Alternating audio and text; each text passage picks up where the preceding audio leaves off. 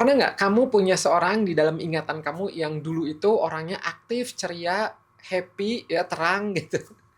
Orang yang ketika dia ada itu ruangannya selalu hidup. Ketika dia masuk, wow, kayak gitu. Tawanya itu mudah sekali menggelegar. Kalau dia cerita tuh nggak pernah habis. Seperti ibaratnya kayak matahari kecil yang berada di sekeliling kita. Dan kita kenal dia itu sebagai si ceria, si penyemangat, si tempat curhat, happy. Pokoknya ada dia tuh enak banget. Kemudian pelan-pelan atau mungkin tiba-tiba cahayanya dia meredup. Dia kerasa jadi lebih banyak diam. Lebih sering ngangguk daripada ketawa. Lebih milih sudut ruangan yang sepi. Obrolan yang dulu itu aktif, deras, ini sekarang seperti berhenti ya dengan kalau dibalas tuh kayak misalnya kita tanya lagi apa, dia jawab lagi santai, selesai. Dan kita jadi bingung atau malah jadi tersinggung gitu. Dia kok jadi kayak gini ya, jadi dingin ya? Apa aku yang salah? Dulu kan asik banget ngobrol sama dia.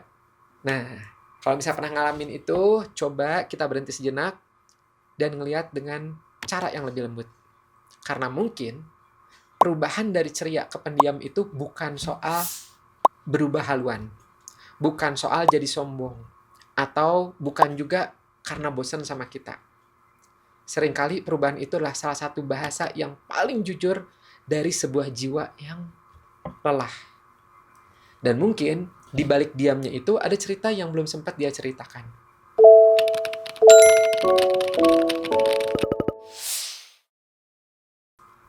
Jadi, apa yang sebenarnya terjadi? Yang pasti ini bisa jadi bukan tentang malas bergaul, bukan tentang wah dia kepribadiannya berubah. Ini bisa jadi tentang sesuatu yang jauh lebih mendasar dalam dirinya, yaitulah kelelahan emosional. Jadi kalau dibayangin, ya ilustrasi gampangnya kayak misalnya handphone, Anda bayangkan aja handphone, udah di-charge semalaman, penuh di angka 100%. Tapi baru dipakai sejam langsung drop jadi 20%. Pernah ngalamin itu? Bisa jadi bukan masalah baterai yang jelek, bisa jadi karena ada aplikasi yang berjalan di latar belakang yang ngabisin dayanya tanpa kita sadarin. Jadi orang yang selalu ceria di mata orang lain itu seperti ibaratnya aplikasi latar belakang yang energinya paling boros.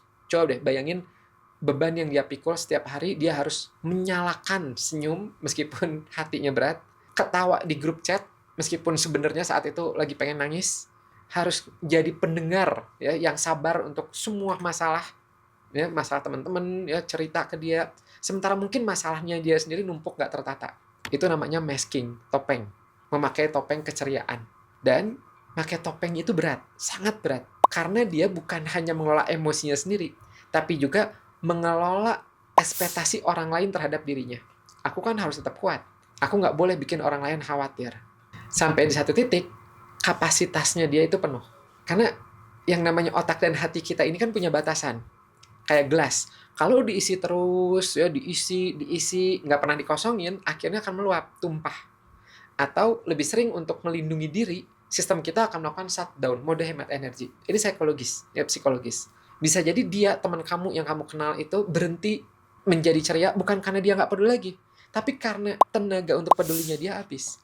Energi yang dulu dia pakai untuk nyinarin orang lain, sekarang harus dia simpan untuk nerangin dirinya sendiri, karena udah redup. Hanya untuk minimal bisa napas, hanya untuk bertahan.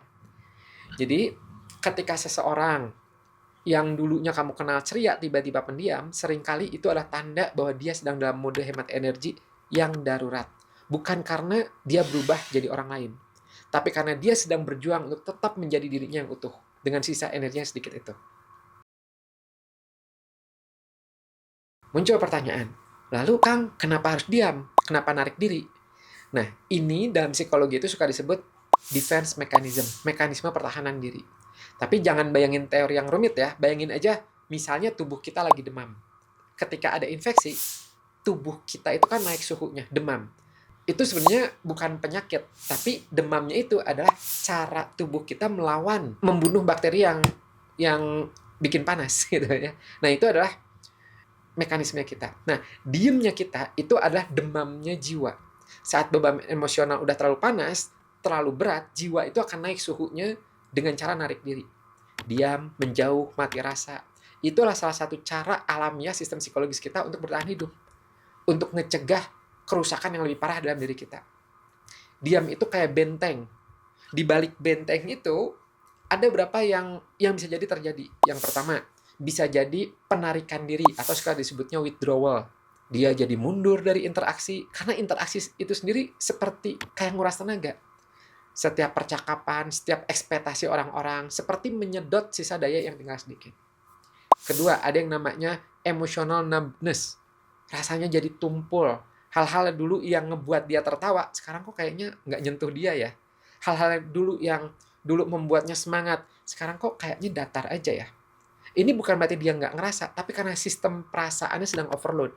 Jadi untuk sementara, sensornya itu otomatis dimatikan. Itu manusiawi. Dan yang ketiga, bisa jadi ada rasa takut yang besar.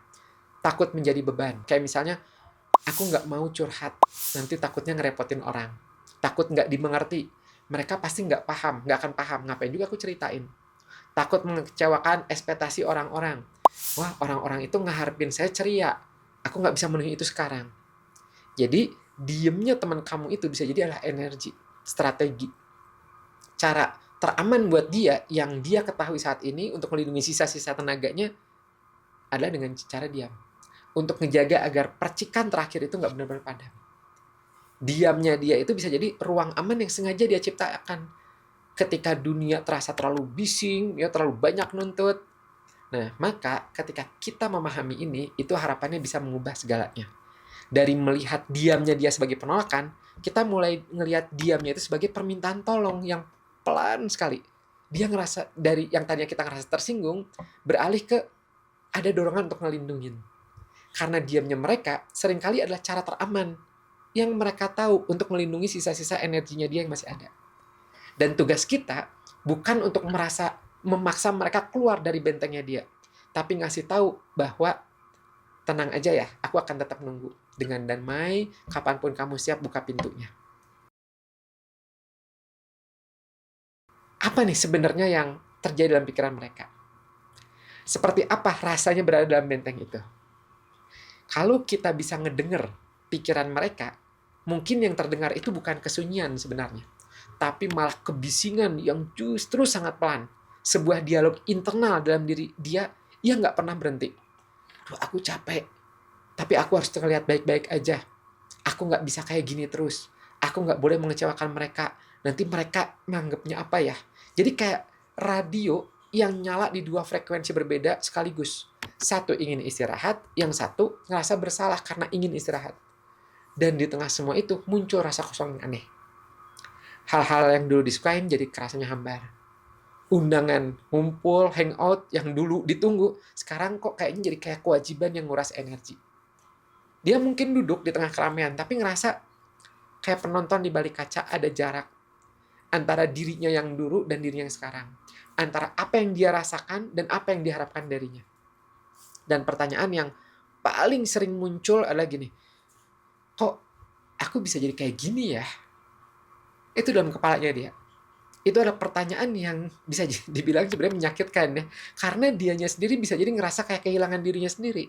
Seperti dia ngelihat wajahnya di cermin, tapi nggak lagi mengenali perasaan di balik wajah itu. Bisa jadi dia rindu pada versi dirinya yang dulu, yang mudah ketawa, tapi tenaga untuk menjadi versi itu habis. Jadi ini bukan kepribadian yang permanen ya. Inilah fase sebuah periode di mana sistem psikologisnya itu sedang melakukan reset. Kayak komputer yang dipaksa restart setelah bekerja terlalu lama tanpa henti. Butuh waktu, butuh kesabaran. Nah, ketika kita memahami ini, harapannya tadi membuat kita sadar bahwa yang dibutuhkan mungkin bukan desakan untuk kembali ceria. Bukan rayuan agar, yuk kayak dulu lagi. Tapi kasih ruang. Ruang untuk bernapas, ruang untuk enggak jadi apa-apa untuk sementara waktu. Kadang, bahasa terbaik untuk merespon kelelahan yang terdalam itu adalah keheningan yang menemani. Jadi, apa yang bisa kita lakukan? Kalau kamu nemenin teman seperti itu, bahkan kalau misalnya kamu juga sedang merasakan hal ini, hal pertama dan terberat adalah beri dirimu izin. Izin untuk lelah, nggak apa-apa. Izin untuk nggak memaksakan senyum. Izin untuk berkata, hari ini aku sedang nggak baik-baik aja. Dan itu nggak membuat kamu lemah. Itu justru membuat kamu jujur. Kamu boleh ingat kalimat sederhana ini. Nggak apa-apa untuk nggak baik-baik aja hari ini. Ulangi. Rasakan. Itulah bentuk belas kasih yang paling dasar untuk diri kamu sendiri. Dan untuk kamu yang ngelihat orang terdekat mengalami ini, peranmu bukan lagi jadi penyelamat yang harus membawa dia keluar. Peranmu itu adalah sebagai teman yang cukup duduk diam di sampingnya, dalam diamnya. Hadir tanpa menuntut. Hindari kata-kata yang nyudutin, kok kamu jadi jutek? Dulu kan kamu asik. Jangan. Meskipun kalimat itu nggak bermaksud jahat, tapi terasa seperti tuntutan untuk segera kembali menjadi ceria yang diharapkan. Sebaliknya, coba deh, kamu hadir yang tenang, ya. Itu kayak ngasih pesan singkat, aku ada di sini kalau kamu butuh teman diam. Sebuah tawaran konkret tanpa beban, aku anterin makan malammu ya, aku taruh di depan pintu ya. Itu lebih bermakna daripada 1000 pertanyaan. Kamu kenapa sih? Karena yang sedang dia perjuangkan itu adalah kelelahannya. Dan kelelahan itu butuh istirahat, bukan interogasi. Kehadiran kamu yang lembut, itu memberitahunya satu hal penting. Bahwa dia itu diterima. Bahkan dalam diamnya dia. Bahwa dia nggak perlu pakai topeng untuk dicintai. Jadi pada akhirnya, perubahan dari ceria ke pendiam itu seringkali bukan tentang sifat, tapi tentang sinyal, tanda-tanda. Sinyal dari jiwa yang sudah mencapai batasnya, dan ngasih tahu kamu bahwa sudah waktunya berhenti sejenak. Kita semua ya dalam kadar yang berbeda. Mungkin kita pernah menjadi orang yang ceria, yang kehabisan kata-kata. Atau mengenal seseorang yang sedang mengalami dalam fase ini. Maka, mari yuk kita lebih peka. Baik pada sinyal-sinyal kelelahan dalam diri kita sendiri maupun dalam diamnya orang di sekitar kita. Kadang menjadi pendiam adalah bahasa paling jujur dari sebuah jiwa yang lelah. Dan memahami bahasanya adalah bentuk kepedulian yang paling dalam. Kalau refleksi ini menyentuh sebuah pengalaman dalam diri kamu, yuk aku ingin ngajak kamu berbagi. Kamu bisa tulis di komentar, pernah nggak kamu ngerasain atau ngelihat fenomena seperti ini? Bagikan jika kamu merasa ini penting untuk didengar oleh orang lain. Klik like dan subscribe. Dan jangan lupa nyalakan notifikasi untuk program Kata Psikolog. Di sini kita sama-sama belajar untuk memahami diri dan orang lain dengan cara yang lebih lembut. Saya, Afif, terima kasih sudah hadir di dalam ruang refleksi kita kali ini.